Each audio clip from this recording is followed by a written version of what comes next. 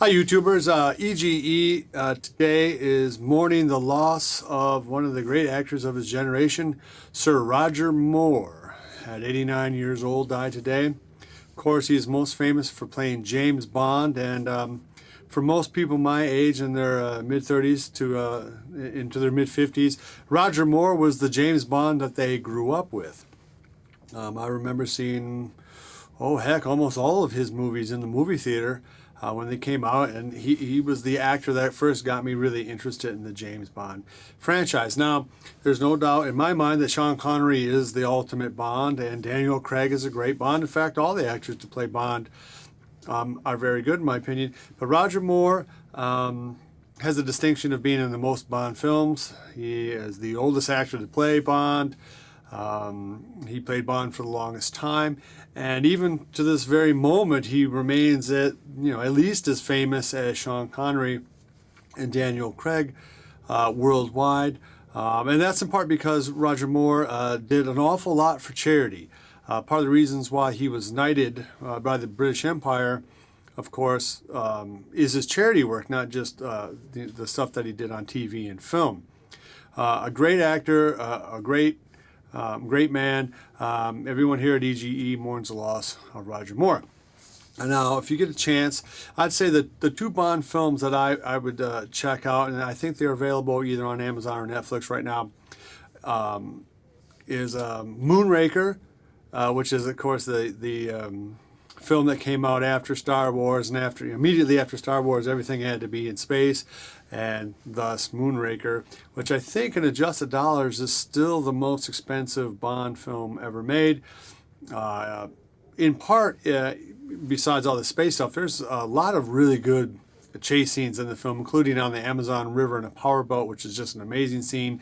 John Barry's score for that bit. It's something that we saw in Thunderball and some of the earlier movies, but it's kind of slower and more menacing than that. It's really good scene. Has Jaws in it. Richard Kiel, who was great in that film. So go see Moonraker, and I'd also say For Your Eyes Only, which I think is the film that came out right after Moonraker. After Moonraker came out, yes, it made a lot of money, but it cost so much and took so long to make. So For Your Eyes Only is a much smaller film, a much more kind of true detective style film. Hardcore stunts, fighting, but no fancy special effects. I can't remember if there's even a gimmick in the film, with Bond and all its gimmicks. I think there probably is, but I can't remember what it is, and it's not. It's like a cool watch or a knife or something like that. It's nothing. It's not a laser gun, or anything like that. So go check out Moonraker and For Your Eyes Only. They're making a really good 1-2 punch for Roger Moore. And if you really need to get a third movie in for Roger Moore, I'd say the Wild Geese would be something to take a look at. I think Richard Harris is in that. I think you can get that on Amazon or Netflix as well. It's one of his lesser known films. It's slow. It definitely is something that you're going to want to maybe hit the fast forward button. But it is a good hardcore spy / mercenary tale, and Roger Moore, of course, is great in it. One more thing about Roger Moore. He was 45 when he took over the role for Sean Connery. And maybe that's what helped people accept him, because Sean Connery is obviously such a force. I mean, even now, if he came out of retirement from acting, people would pay money to go see him.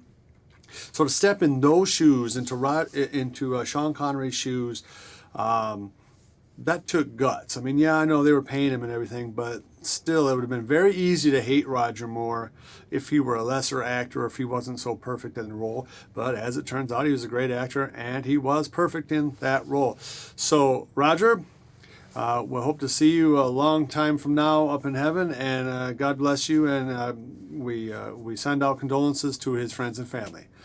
Roger Moore, 89.